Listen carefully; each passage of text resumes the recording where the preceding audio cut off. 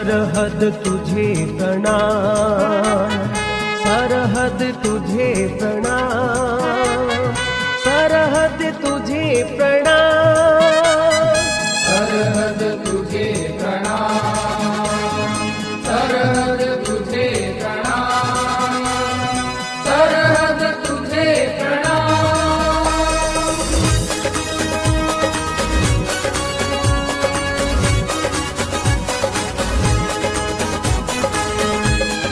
आदर्श शिक्षण संस्थान द्वारा संचालित ऑनलाइन क्लास में आपका स्वागत और अभिनंदन।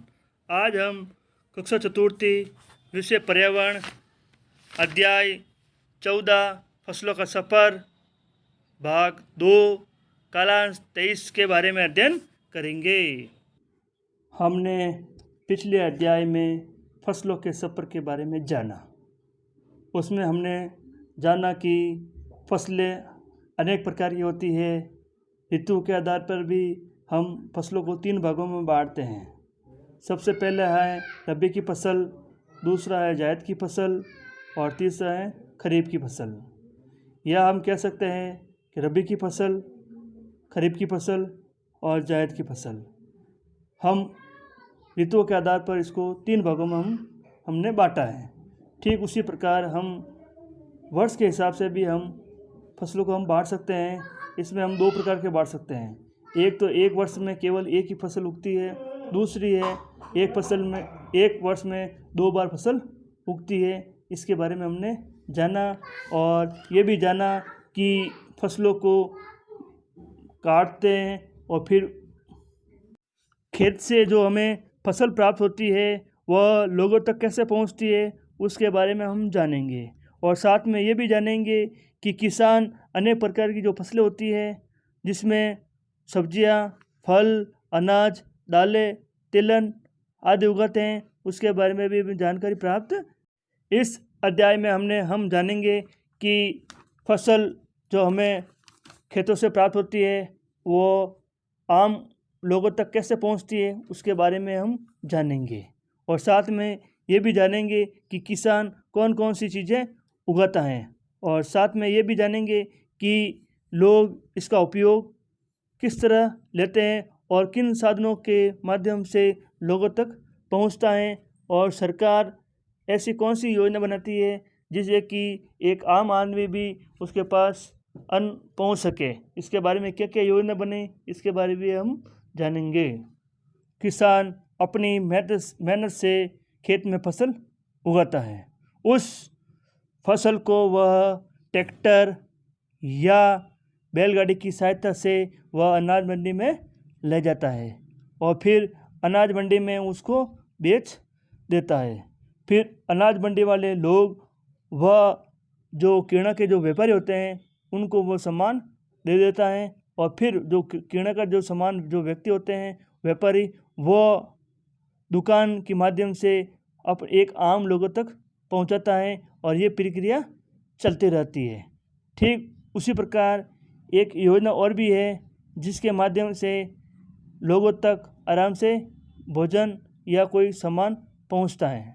किसान अनेक प्रकार की फसलों को उगाता है और वह बाज़ार से बोरे लेकर आता है और बोरियों में धान अनाज डाला जाता है और फिर उसको बैलगाड़ी की सहायता से या ट्रैक्टर की सहायता से अनाज मंडी में पहुंचाया जाता है। और वह अनाज मंडी में व्यापारियों को वह बोरियां या अनाज बेच देता है। बेच देने के बाद वह वापस घर पर आ जाता है और फिर अनाज मंडी वाले लोग व्यापारियों को आपने अपने क्षेत्र में अनेक प्रकार की किराना की दुकान देखी होगी, जिसमें चावल, गेहूँ, चीनी, दाल, गुड़, मसाले आदि चीज़ें मिलती हैं और वह हम खरीदते हैं। आप सोचते होंगे कि वह सामान वो कहाँ से लेकर आते हैं। वह सामान अनाज मंडी से लेकर आते हैं और अनाज मंडी वाले व्यक्ति होते हैं वह खेतों से अनाज खरीदते हैं। या खेत जो किसान होता है वह अनाज मंडी में जाकर सामान को या अनाज को बेच देता है।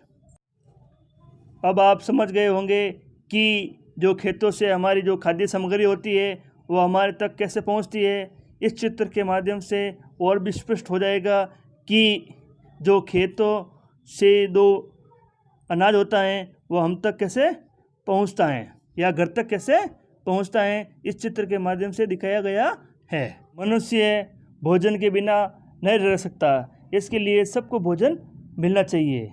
सबके लिए भोजन हमारे लिए बहुत ज़रूरी है, क्योंकि भोजन के बिना हम जीवित नहीं रह सकते।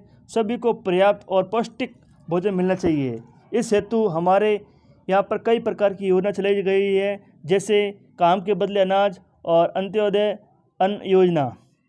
इसी प्रकार सार्वजनिक वितरण प्रणाली द्वारा भी सबको आवश्यक खाद्यान्न मिले, इसकी व्यवस्था भी की गई है। और इन योजनाओं में समय समय पर आवश्यकता के अनुसार परिवर्तन भी होते रहते हैं, पर उद्देश्य यही होता है कि लोगों को सस्ती दर से अच्छा और पर्याप्त खाद्यान्न मिल सके।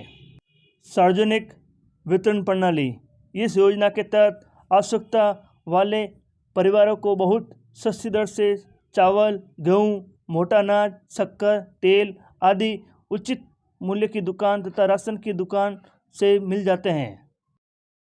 किसान अपने खेतों में तरह तरह की सब्जियां, फल, अनाज, दालें, तिलहन आदि उगाते हैं, और आपने इसमें से कुछ देखा होगा या खाया होगा।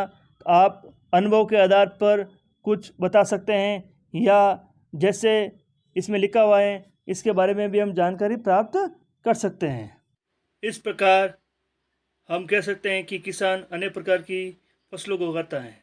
जैसे किसान विभिन्न प्रकार की दालें को उगाता है, जिसमें मूंग, अरहर, चना, मसूर आदि हैं। ठीक उसी प्रकार विभिन्न प्रकार की तिल, मूंगफली, सोयाबीन आदि हैं। ठीक इसी प्रकार विभिन्न प्रकार के अनाज, गेहूँ, चावल, बाजरा, ज्वार आदि है। ठीक इसी प्रकार 4 नंबर है विभिन्न प्रकार के फल, केला, पपीता, नारंगी आदि हैं। ठीक इसी प्रकार विभिन्न प्रकार की सब्जियां, जिसमें आलू, टमाटर, प्याज, ककड़ी आदि है। ठीक इसी प्रकार 6 नंबर है विभिन्न प्रकार के मसाले, जिसमें जीरा, राई, सौंफ, अजवाइन आदि है। ठीक इसी प्रकार हम कह सकते हैं कि किसान अनेक प्रकार की चीज़ों को उगाता है और मनुष्य उसका सेवन करता है। आज हमने फसलों के बारे में जाना। फसलें अनेक प्रकार के होते हैं। फसल हमारे लिए बहुत महत्वपूर्ण है, क्योंकि इनसे हमारा भोजन मिलता है, और भोजन मनुष्य के लिए बहुत आवश्यक है, और भोजन के बिना मनुष्य मर जाता है। इसलिए हमारे लिए भोजन बहुत आवश्यक है, और भोजन हमें किसानों से मिलता है, क्योंकि किसान ही फसल को उगाता है, और मनुष्य अपना जीवन फसलों के ऊपर ही निर्भर करता है। धन्यवाद।